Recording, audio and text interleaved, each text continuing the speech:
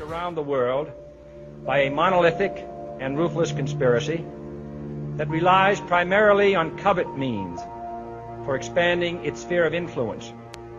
It is a system which has conscripted vast human and material resources into the building of a tightly knit, highly efficient machine that combines military, diplomatic, intelligence, economic, scientific, and political operations.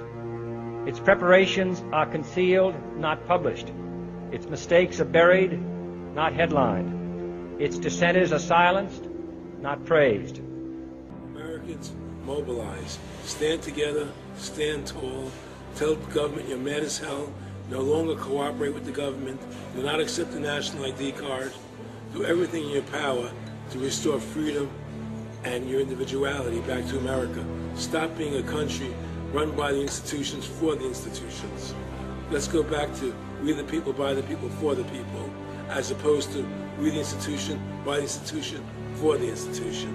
Stop being scared. We have to stand up and do what's necessary to take back, to stop these bankers, this elite, this government full of lies, congressmen full of liars.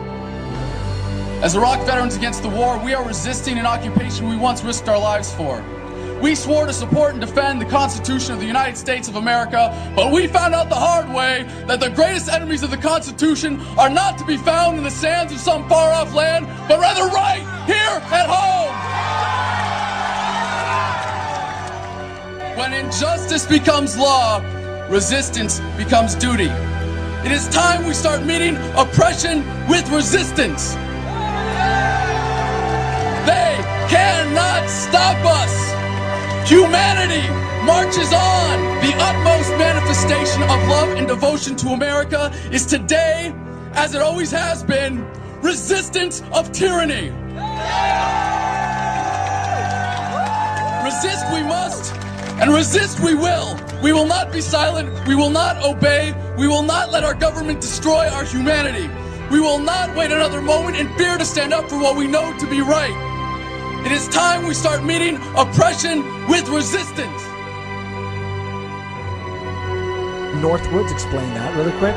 This is 1962. The Joint Chiefs of Staff signed a document that was planning on having fake attacks on American civilians and blaming it on the Cubans to get us to go to war with Cuba. They were going to blow up a drone jetliner. They were going to send a jet into the air and blow it up. Oh my God! And blame the Cubans for it and get us to go to war with Cuba.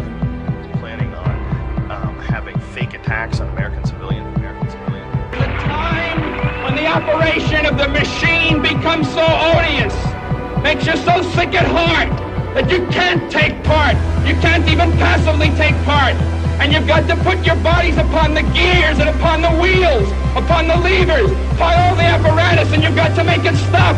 And you've got to indicate to the people who run it, to the people who own it, that unless you're free, the machine will be prevented from working at all. I served with Kilo Company, 3rd Battalion, 8th Marines as an automatic machine gunner. There's a term, once a Marine, always a Marine, but there's also the term, eat the apple, F the Corps. I don't work for you no more. And I'm a Marine. I took an oath to defend the Constitution. The Constitution!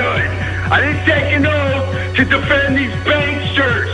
And I guarantee you, all you devil dogs out there need to rise up and take over this country and defend the Constitution against these punks.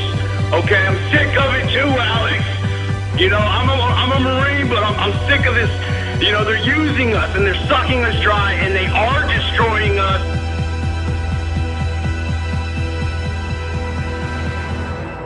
People should not be afraid of their governments. Governments should be afraid of their people. Councils of government, we must guard against the acquisition of unwarranted influence, whether sought or unsought, by the military-industrial complex. The potential for the disastrous rise of misplaced power exists and will persist. We must never let the weight of this combination endanger our liberties or democratic processes.